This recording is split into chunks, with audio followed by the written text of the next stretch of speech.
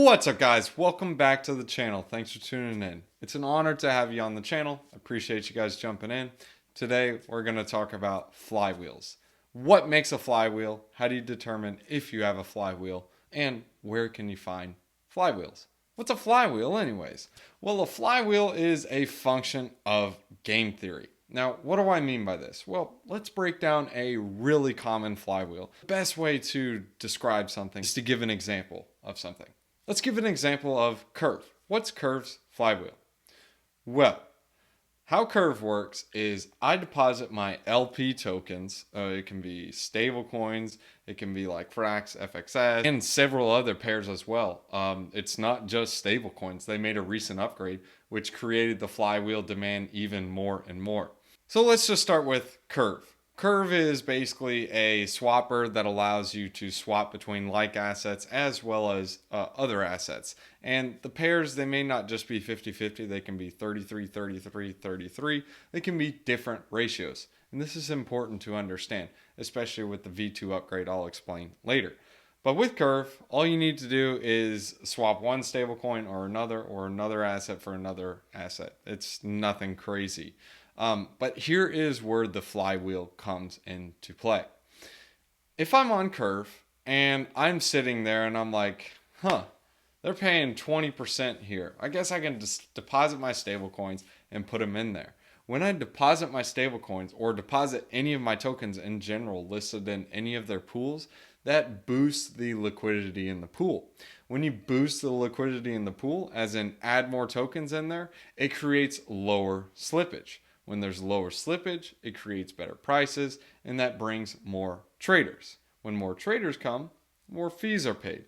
When more fees are paid, that attracts additional liquidity. So remember, traders attract liquidity, and liquidity attracts traders. They're vice versa. They literally follow each other. It's not this or that. It's this and that, or that then this. It's literally they follow each other.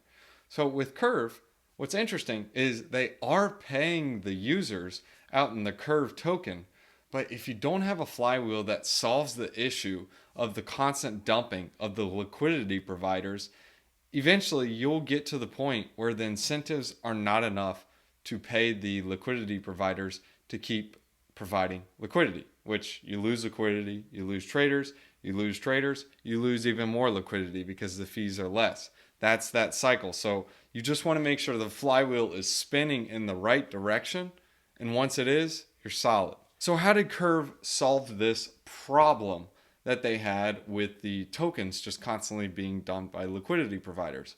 Well, you need to create a use case for the token. So they created gauges. Now, why are gauges important? Well, if a protocol wants liquidity for their token, because anyone can list a token on the Curve pools now, for them to get liquidity over there, they need to bribe other Curve token holders and vote and say, hey, can you vote on my pool so then like I can get some liquidity there because the rewards will be higher so more people will deposit. So more people are going to want to deposit if the APRs are higher. But the people bribing these protocols are paying the Curve holders. So this is where the demand for the Curve token is created. If a protocol or a person in general is like, the reason I say protocol is because Convex is the master at this. If a person is like, I would like to get some free money and get bribed, like, hey, I'll vote for you. Like, just pay me and I'll vote for you. Yes, there's people out there that will do that. And even farmers will do that. They're like, I will not buy this Curve token, but I will farm it with my stable coins or any of my tokens and I'll lock it up and then I'll get bribed. So when you lock the token up, that is basically returning it back to Curve. When you return it back to Curve, there is no sell pressure on it. Keep in mind, remember, if there's only people locking it up and nobody selling, and someone else wants to get involved into the bribes, well, they either have to earn it, which it's much harder to earn now because there's more liquidity in the pool, or if a protocol wants to grab a larger market share, they got to go buy the Curve token. Now, if there's no sell pressure and there's only buy pressure, that's going to cause the Curve token price to go up. When the Curve price goes up, that boosts the APRs. If you're a farmer, Do you like to go to the farm with higher APRs or the farm with lower APRs? Well, you go to the farm with higher APRs. So you go to that farm, and when you do that, that creates deeper liquidity. When you create deeper liquidity, that attracts more traders. Because I'm a trader. I like to pay cheaper prices. I don't like to overpay for things. So I'm going to use your protocol. And I'll pay some fees, some trading fees for it. So I'm happy to do that. So then it brings more fees, which boosts the APRs even more, which brings more liquidity providers to provide liquidity. So Curve solved the issue with the gauges in the locking mechanism because when they do this, this slows down the sell pressure. Yes, there are still people that are going to farm and dump, but they're in the green if most people are going to farm, lock it up for 4 years, and have other people bribe and pay the protocol or pay the other Curve token holders to vote for them. So that's also where additional demand is coming from. And this creates additional demand for other users.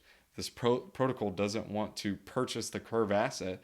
They can bribe others holding the Curve token. So again, we'll cover over the flywheel now. The flywheel for Curve is I farm Curve. I want to return it back to Curve so then I can partake in these bribes. And the traders, they come to Curve because they like the swaps. They're pretty cheap because, well, there's low slippage because there's a lot of liquidity. So then the traders also juice the APRs. And then the liquidity providers are like, whoa, those APRs are juiced. I put in $1 million. I'm doubling down. And then the trader's like, whoa, these are really good. Hey, Johnny, check out Curve. They got the sauce, man. Come on, let's go. So he brings his friends, juices the APRs. And now the next guy's like, bro, dude, these rewards were 20% last week. Now it's 40% on stable coins. You gotta join. So he joins and it creates that flywheel. And then on top of that, then he's like, dude, did you hear? Banana DAO, they're trying to get more liquidity for their token. They said they're gonna pay $1 million in total for like just 1% of the votes. Help me vote for this so we can get those Banana DAO tokens. So then they vote for it, and then it creates the little bribing mechanism, and it creates more demand for the Curve token. And then sometimes some people will be like, did you hear Banana DAO paid like $1 million in bribes? And then people are like, bribes? What are bribes? I'm going to go on YouTube. Whoa, Curve's paying bribe. Whoa, I need to get some Curve token. So then you have this flywheel that is created. And when this flywheel is spinning, it takes more and more and more and more in. And once it's spinning, keep in mind, it's very hard to get it to stop and turn back around and go in the other direction. Just bear in mind, if it does go in the other direction, just don't get in the way. Because the same flywheel that goes up, the flywheel also spins that way down. Because remember, the APRs are denominated in the Curve token. So as long as the Curve token is going up in price or keeping somewhat of a stable price and having bribes pay for the demand on it, it will keep a steady price action up because it's going to have constantly people locking the token up, which gets rid of the sell pressure, and then you only have buy pressure. That's what you want to look for. That is somewhat of a flywheel. I'll give another example. So flywheels, they are like bananas that peel. Like, it's that good. Like bananas that peel, dude. I mean, I've had bananas that literally just crumble and break in my hand. Those are not cool. Bananas that peel are the sauce. I'll give you one more example so you guys can grasp the concept. It's called Thorchain. Now, you guys have seen me talk about it all the time on this channel and why I'm uber bullish on it. Let's go and explain the flywheel that Thorchain has. Just going to go over to one of my Twitter threads so you guys can see what's up. All right, so this is the Thorchain Twitter thread that I made. Here's an example of a flywheel. Bear in mind, before we get into this, I want to mention a couple things you need to note for a flywheel. One, it has to have a use case. You can't just have a flywheel that just is like a flywheel. If there's no demand for the token or no use for a protocol to want to obtain or bribe that token for liquidity, then it's not a flywheel, period. You don't want to if you have to convince yourself or try to figure out what it is, pass. It's not a flywheel. It should be easy to find. Second, like I kind of mentioned in the first, it has to have demand. I gave you guys the example of Curve so you guys can see the sauce and what's up with it. Third, it has to have game theory involved in order to attract more traders and attract more liquidity. Both of these go together. It can't be liquidity and it can't be traders. It's easy to attract liquidity. You just incentivize the pools, but how long can it last? It's also easy to attract traders by just giving like discounted fees or whatever. But if you give discounted fees, well, then you can't attract your liquidity. So it's like, it's a fine line. You got to figure out the right formula for it. So here's the example I give with Thorchain. I didn't add an example to show the power of ThorSwap and the Rune asset and how the yields are dynamic to how the protocol functions. So here is some napkin math. Here is the thread that I gave. So if we see here, this is the example I give.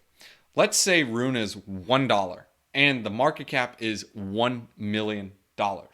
This is just for this example. Now the yield for the BTC pool is about 20%. And this attracts me because I'm like, I can't get a yield on Bitcoin. So I'm going to go over here and deposit so I can get 20%. So let's say the user, me, deposits $1 million of Bitcoin. This would go to 10% because the TVL doubled, wouldn't it? Because I mean, if it was paying 20% with $1 million, it should now only pay 10% with $2 million. Because if you just understand how LP pools work, you have a pool and you have a certain amount of tokens that are allocated to it. And if the token stays at the same price and it's given out to 2 times the amount of money that was in there, well, it would dilute it by 2. You just divide it by 2. That's it. And now I go in to say, no, remember, the formula for Thorchain, this isn't for other assets. This is just for Rune and how their formula is derived. For every $1 deposited, there's a $3 increase in market cap on the Rune token. So if this is the case, the Rune price will go to $4 because the market cap got juiced to $4 million. Well, why is that? Well, because remember, every $1 deposited, it juices the market cap by 3. So if I'm at $1 million and someone just deposited $1 million, that would mean $3 million would need to be added. So 1 million plus 3 million is 4 million. So since the APY is denominated in Rune, the APY, instead of 20%, it should be 80%. Because if 4 million divided by 1 million is 20% times 4 would mean 80%. And then of course you got to divide that by 2 because it's the higher TVL. So we would end up with a 40% APY. If you don't understand why, just break through the numbers, write it down, just kind of like solve through the math, and you will understand that the APY actually doubles, even though the TVL was increased, diluting the others. Now this shows and exemplifies the flywheel because now it's 40%. So more people are like, I wasn't going to deposit for 20. 40? Pfft, I'm depositing all day, baby. So then they deposit, and that'll also juice it. And that is where your flywheel comes into play. Because when people are depositing, it's juicing the price of Rune. When Rune price juices, more people are depositing. When more people deposit, more juice on the Rune price. You guys get the point. And now, keep this in mind. When more people are depositing, lower slippage attracts more traders. When more traders come, more swap fees for the LPs. When more swap fees come, it's a higher APR. When it's a higher APR, this creates more TVL. When more TVL comes, the Rune price goes up. When the Rune price juices, this just brings more traders. Rinse and repeat. Now, there are other things coming for Thorchain that are bullish in my opinion as well, but this video is not on Thorchain. Just wanted to exemplify and explain to you guys a flywheel. Hope you guys enjoyed that video. I hope this helped break down a couple things. If you guys want to jump in the Discord, there's a link in the description below. It is the Patreon link. Make sure you guys do the VIP tier, and you guys can see what I'm doing in the market, different strategies I'm looking at, as well as other protocols I'm looking at. Let's hit you with a wisdom one-liner. We're in Proverbs chapter 16, verses 11. Honest scales and balances belong to the Lord. All the weights in the bag are of his making. Be honest in what you do. Use honest scales. If you guys don't know what honest scale means, if you say one thing, do it. That's all it means. You guys can also catch me on tweeters at Rent a Home Fast, like literally at Rent a Home Fast.